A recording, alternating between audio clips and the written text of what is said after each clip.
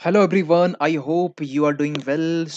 अभी रिसेंट में आपने ये तो खबर सुनी होगी कि नेपाल में खासकर पुलिस और प्रो मोनार्की जो प्रोटेस्टर्स हैं उनके बीच में झड़प हो रही है। आप समझ सकते हैं कि जो नेपाल की जो लोकेशन है इंडिया के नॉर्थ में है, और काठमांडू जो है प्लेस, यहाँ पर प्रोटेस्टर प्रोटेस्ट कर रहे हैं, और पुलिस या ये कहे अथॉरिटी और नेपाल के जो प्रोटेस्टर्स हैं जो कि प्रो मोनार्की है, या हम ये कहें कि मोनार्की की डिमांड कर रहे हैं, उनके बीच में अभी झड़प देखने को मिल रही है। और ये जो प्रोटेस्ट है कुछ इस तरीके से बढ़ रहा है कि ये पूरा इंटरनेशनल मीडिया इसको कवर कर रहा है। क्या है कहानी, इस वीडियो में समझेंगे। देखिए हुआ क्या है कि रिसेंट में ये जो न्यूज है बेसिकली 24 नवंबर का, या हम ये कहे कि थर्सडे का न्यूज है बेसिकली। तो इसमें होता क्या है कि यहाँ पर कुछ थाउजेंड्स ऑफ प्रोटेस्टर्स ये आते हैं, और ये यहाँ आने के बाद में प्रोटेस्ट करते हैं। अब सवाल उठ रहा हो कि ये प्रोटेस्ट क्यों कर रहे हैं? इसलिए कर रहे हैं क्योंकि ये डिमांड कर रहे हैं हिंदू राष्ट्र का। तो ये तो अच्छी बात है, समझेंगे इस चीज को।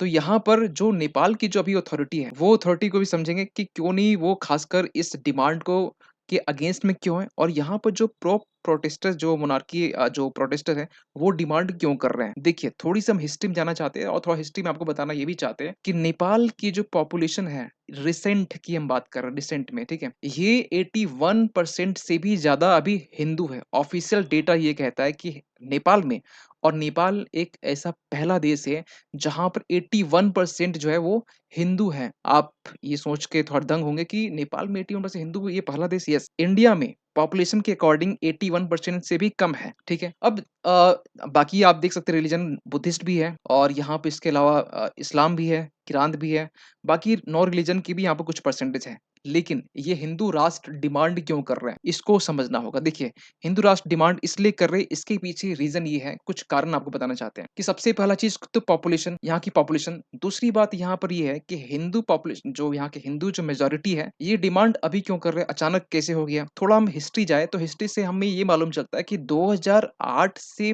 पहले तक में यहाँ पर मोनार्की था, ठीक है, जिसकी डिमांड भी चल रही है, और यही लोग हैं जो डिमांड कर रहे हैं हिंदू राष्ट्र का। तो सवाल ये निकल के आ रहा है कि मोनार्की जो था 2008 से पहले, इसका मतलब ये हम ये कि राजशाही था, या राजा का सिंपल सा शासन चलता था। ये कहे कि डेमोक्रेसी उस वक्त नहीं था। तो डेमोक्रेसी आया कब? 2008 में आया। 2008 में फुलफिल ये हम कह सकते हैं कि यहाँ से संविधान बनना स्टार्ट हुआ, लेकिन 2015 तक संविधान को बनते हुए टाइम लग गया। और हम ये कहे कि 2015 का वो टाइम था जिस समय फुल फ्लेज तरीके से यहाँ पर नेपाल एक सेक्युलर स्टेट या सेक्युलर नेशन बन जाता है। यहाँ पर हम ये कहे कि सेक्युलर स्टेट का मतलब ये हुआ कि जहाँ पर हर एक धर्म बराबर है। इंडिया में भी ऐसे जो सेक्युलर का जो कॉन्सेप्ट है वो इंडिया में भी है, प्रिएम्बल में भी बाद में इसे ऐड किया गया था स्पेशली। लेकिन सवाल निकल के ये आता है ना कि ये लोग खासकर जो प्रोटेस्टर है वो डिमांड क्यों कर रहे हैं। डिमांड इस बात की कर रहे हैं कि ये लोग खासकर ये कह रहे हैं कि ब्रिंग बैक द मोनार्की, और साथ ही भी कह रहे हैं कि अबोलिश द रिपब्लिक। इस तरीके से ये लोग डिमांड कर रहे हैं कि अब मतलब जो मोनार्की उसे वापस लाओ, और जो रिपब्लिक है उसे अबोलिश करो। अब एक सवाल दिमाग में निकल के आ रहा हो कि ये ऐसा क्यों कर रहे हैं, और इसके पीछे और क्या कारण हो सकते हैं। देखिए एक तो जो कारण है, इमीडिएट कारण, वो हम बात करेंगे, लेकिन हम आपसे इसके पहले भी बताना चाहते हैं कि जो 2008 जो हम टाइमिंग बता रहे हैं, इसके पहले 239 साल तक यहाँ पर मोनार्की रहा है, और जो लास्ट यहाँ के जो राजा रहे हैं वो ज्ञानेंद्र वीर विक्रम शाहदेव, ये आप जो पर्सन देख रहे हैं, ये यहाँ के लास्ट किंग रहे हैं। आज ये कहाँ है? आज ये एक प्राइवेट पर्सन है, नेपाल में ही है, लेकिन क्योंकि अब सेक्युलर स्टेट है, नेशन है, तो वहां पर इनकी कोई भी बोल सकते हैं कि बात नहीं चलती है। लेकिन आपको थोड़ा सा याद दिलाना चाहते हैं कि एक टाइम, और ये टाइम जाने से पहले थोड़ा सा एक स्ट्रक्चर समझिए। नेपाल की जो बेसिकली वहाँ की जो पार्लियामेंट है, और पार्लियामेंट में भी वहाँ की जो मेजोरिटी जो गवर्नमेंट है, उसको थोड़ा समझते हैं। अभी रिसेंट की बात करें तो अभी रिसेंट में वहां पर एनसी यानी नेपाली कांग्रेस और सीपीएन यानी माओइस्ट सेंटर, ये दोनों के बीच में गठबंधन की सरकार है।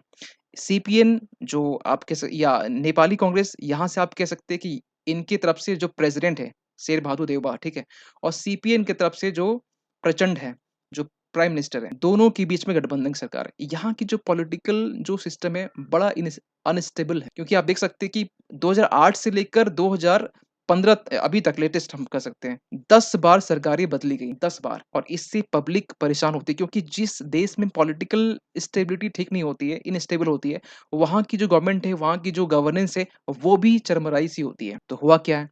हुआ ये है कि जो सीपीएन यूएमएल है, इसी के नेता हैं आपके केपी ओली। केपी ओली ने लास्ट ईयर, क्योंकि अभी 2021 के बाद से ये जो है, ये ऑपोज़िशन में बैठ रहे हैं, विपक्ष की तरफ से बैठ रहे हैं और इनकी तरफ से 2022 में ही ये अनाउंस कर दिया गया था कि जो नेपाल है वो हिंदू राष्ट्र बनेगा। यानी कि इनका झुकाव जो है, इंक्लिनेशन जो है, वो कहीं न कहीं ज्ञानेंद्र जो वीर विक्रम शाह है, उनकी तरफ है। जी हाँ, कह सकते हैं, क्योंकि इनका भी डिमांड, इनकी जो आइडियोलॉजी है वो सेम थी और अपोज़िशन पार्टी में बैठी हुई है। ज़ाहिर-सी बात है कि अपोज़िशन पार्टी में बैठे हुए तो ये जो लिंक है डायरेक्टली हम नहीं कह सकते।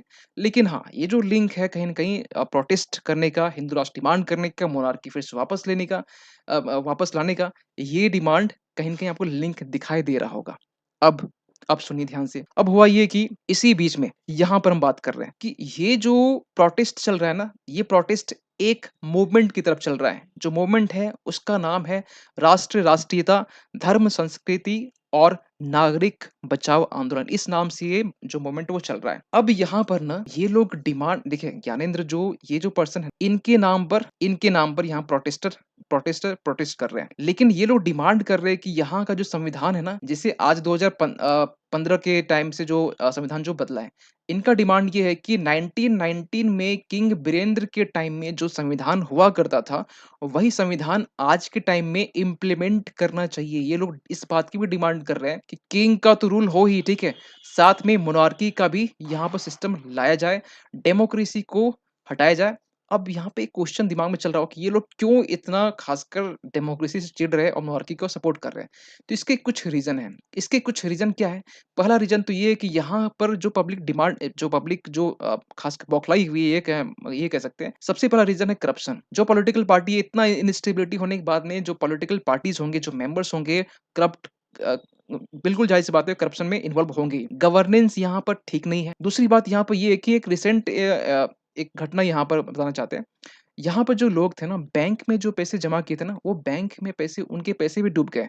सोचिए कि किस हालत से यहाँ की जो बोल सकते हैं गवर्नेंस सिस्टम है, कि यहाँ पर बैंक के रखे पे इंडिया में अगर ऐसा हो, तो इंडिया में भी ये अलग बात है, इंडिया की ये चीज़ें। लेकिन वहाँ पर जो गवर्नेंस इस तरीके से चरमराई हुई है। बोल सकते हैं पॉलिटिकल क्राइसिस तो है, इकोनॉमिक क्राइसिस भी देखना पड़ रहा है और इंटरनेशनल जो लिंक है, वो अब यहाँ पर लिंक नहीं करना चाहते, क्योंकि ये इंटरनल मैटर पे ही हम बात कर रहे हैं।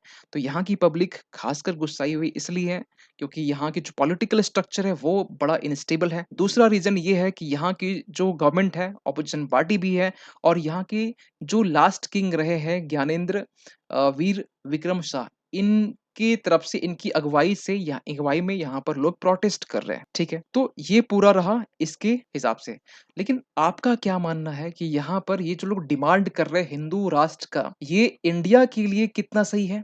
और चाइना का लिंक अगर यहाँ पर कनेक्ट करें तो चाइना का लिंक यहाँ पर कितना सही होगा? क्योंकि ये देखिए, ये अपनी तरफ से भी एनालिसिस हम कर चुके हैं, लेकिन हम चाहते हैं कि आप इसमें कमेंट करें कि हिंदू राष्ट्र अगर नेपाल बनता है, तो इंडिया को यहाँ पर प्रॉफ़िट क्या हो सकता है? दूसरी बात कि यहाँ पर चाइना किस तरीके से इसका रिस्पॉन्स करेगा, चाइना इसका किस तरीके से रिप्लाई करता है, ठीक है? तो अगर इसमें कुछ डेवलपमेंट आगे और भी आते हैं, तो इसके रिगार्डिंग वीडियो हम लेके आएँगे, अपडेटेड वीडियो। मिलते हैं किसी अगली वीडियो में, तब तक के लिए थैंक यू सो मच।